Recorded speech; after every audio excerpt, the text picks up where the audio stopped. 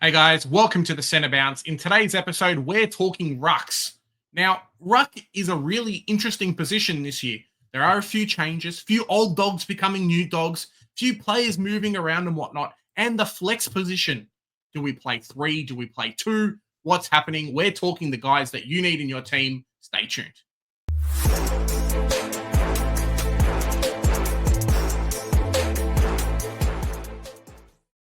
Joe, it's a really interesting position, isn't it? Rucks at the moment. What's happening? There is a couple of very expensive players, and then the rest, the ones we're considering at least, are very cheap or a bit cheaper. It's my favorite position because this is the first time we can play three of them, baby, at the same time. We've always mentioned if there was a way that you can have more rucks in your side. And I remember, I'm not sure if it was last year or the year before, I had set up my team to have as many rucks as possible. And unfortunately, uh, one of the rucks missed out by 0.1%. I think that Mm, was Tim English. And that really was unfortunate. So we have more rucks to choose from this year. We do have a pretty wide price range as well, but we're going to go through who we think the top four will be. Of course, as we've mentioned in the previous videos, it is our January edition. Time will tell as we get more information over the preseason. We will update this closer to the start of round zero.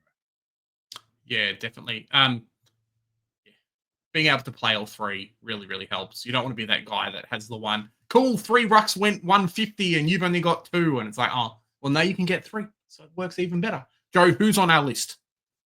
We start off with I think most people are anticipating this guy to be the number one ruck this year after he Yep. really broke out last year in 2024. It is, of course, the big X, Tristan Sherry. I wanted to start him in the preseason, and I will never let you forget. Talk to me off the bridge, and you didn't let me go with Tristan Sherry. Yeah. Look, in hindsight is 2020, of course, but the way he performed last year was very admirable. Yeah, definitely. North Melbourne's midfield, there has been some speculation. Look, the team getting better. Does that affect Cherry? Whatnot? If it does take away a couple of tackles, well, he's getting a lot more hit outs to advantage. He's in breakout mode. We've seen Gorn kind of started off slow a little bit and when bang. I think Cherry is now 25. So expect potentially another 8 years worth of dominance from him. We know how well Goldie was for the massive point of his career. Cherry's on the same trajectory. And similar to, well, not similar to a lot of the players we're going to talk about today, he's not really sharing the ruck. There's no real concerns about someone else coming in, and outside of probably 5% CBAs when Cherry's on the bench having a drink, mate, he's on the field dominating. So one to lock in for our teams and no early buy too. Exactly. So yeah, definitely going to be the most highly owned player in the ruck. We then move to R2.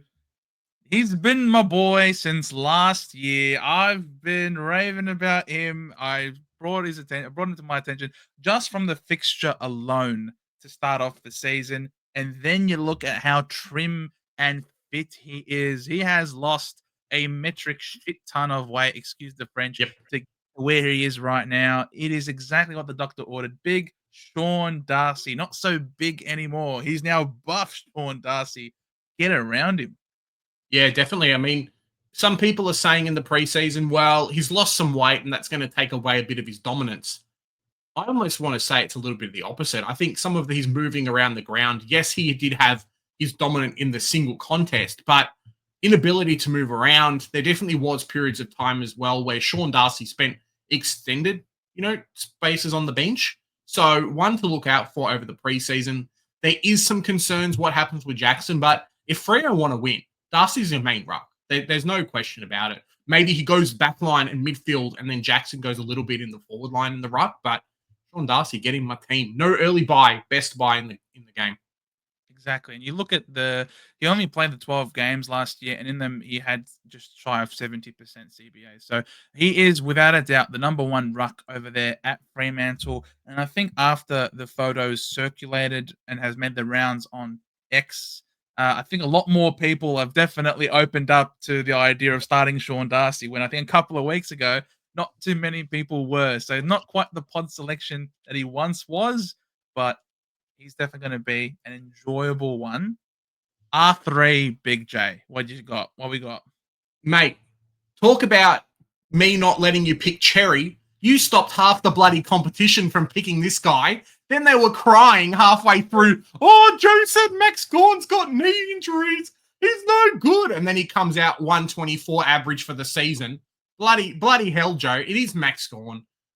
You could be ballsy enough and go Cherry, Gorn, and someone like a Darcy at the flex position, and you'd be happy. I think you'd be pretty stoked with that. It's just price, age. Melbourne need to blood someone else. Gorn, mate, he's not the one for me. I hate it because I've got Gorn in the background. You can't see it with the smaller camera, but yeah, we know what we're getting from Gorn. He will be number one ruck, but as I said, they need to play someone. The guy's like 33 now.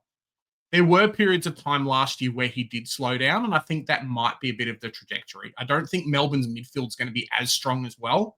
With them shuffling people around, maybe Oliver Petrarca taking a little while. We'll see what happens. I will never forgive him for faking me out in that preseason game.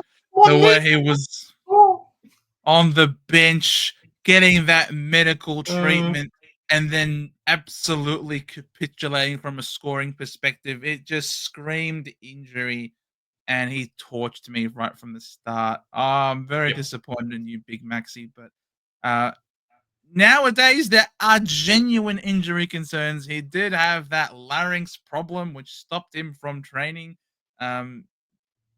Yeah, at that age, at that price, with the incomplete preseason, no Petrarca likely to be in the midfield with that cracked rib. I think they're going to play him more on the outside as a half forward if they want to protect their star player. For me, Big Maxi, there were a few games last year where he really was bailed out. I was preying on his downfall, obviously, because I didn't start him. And there would be a lot of games where he's just on a mediocre 90, for example. And then it will just take a mark and kick a goal right before the siren. I love it. I loved it. I loved it. Max Gorn, last 2 minutes of the game, clutch or no clutch. If there's any points left, Max Gorn's like, give me the ball. And, you know, it was on 90. Everyone was gloating. You go to the toilet, come back 130. Like, what's going on, mate? It was fantastic. So stupid. But yeah, Big Maxi, stalwart of the comp. He'll still be up there. He'll be around the mark, but he will not be the R1 or the R2. We don't think this year. We then get to the flex. Get to the flex. And this is where things get really interesting. Because who we've got in flex is Lloyd Meek. Yeah, definitely. There were some considerations around TDK, but if the Pitnet's playing number one ruck, he's really going to struggle. There are a few other players as well. What happens with Nan Curvis, who's been around there as well? But I just don't think Richmond's midfield's going to give him anything. There's going to be a lot of stoppages, and maybe he wins, but that's because the team's crap, so he's not getting hit out to advantage. There's a couple of others there on the list that we can talk about as well, but Lloyd Meek, mate, it sucked not owning this guy last year. He was cheap. People jumped on him. They really didn't get disappointed. If he's not rucking, he's kicking goals in the forward line, and it just adds another string to his bow, which makes him really devastating. There has been some talks that Weddle might take a little bit of ruck time, but that I can guarantee you that is just going to be Cooley's on the bench, and they need someone to cover the position. Like Lloyd Meek, number one ruck, dominated Reeves. The only thing that's going to stop him is if Reeves comes back to the team, but I seriously doubt that's going to happen. Yeah, this is post-buy run. Post-buy last year. Pretty good. Average 109.1, which is very impressive, of course. And this is when he finally got the stability, I guess, and the assurity that he was going to be the number one ruck, became used to the team, used to the midfield dynamic. Will Day was in full flight. Newcomb was there. The Hawks are a better team this year, without a shadow of a doubt. And if they're a better team, you'd anticipate that there could even be an uptick in his scoring. We know that he's going to be the number one ruck, whereas, as you mentioned, Big J, the thing with TDK is the uncertainty around the ruck position. And whether he's going to share it with Pitane, who they have extended. Because he's a very serviceable ruck. He really is. Unfortunately, what that means for De Koning is these are 7 games that we highlighted last year where De Koning had less than 50% of the ruck contests. In those games, he averaged a 77.4. Yep. Now, of course, we know his ceiling and the incredible the incredible run he had when Pitane was not in the side. But we are not Vossi. We are not the ones who are selecting the team every week for Carlton. And the risk is there. So to be safe, we've gone with Meek, who we are confident of in the role. And we actually believe that there is still a little bit of upside to the selection during the course of the year. And that's why he makes it into our flex position. Yeah, 100%. Oh, there's going to be a lot of things. There's going to be some 102K rookies, hopefully one from St Kilda that could end up breaking in, probably not top 4, but around the mark. We'll see what happens. If you don't have him in your team, mate, are you even playing Supercoach? Joe, this is the last episode of our power rankings. We've gone through everything. I guess we could do flex power rankings, but it wouldn't really work out, would it? Come on, flex power rankings. Now, guys, we will update this like we mentioned, we will continue to update this list as more information comes to hand and more of the preseason goes. We obviously track a lot of the track watches and the preseason reports. We then get the practice games and the preseason games. So there's still quite a bit of water to pass under the bridge. Of course, we will be following all of that and we will be letting you know, because here at the Centre Bounce, what we do, right? We do the hard work so they don't have to, right? Yeah, 100%. Stay tuned for live streams on Mondays. We're going to have a Q&A video coming out soon. Check out our videos, our posts for all those things.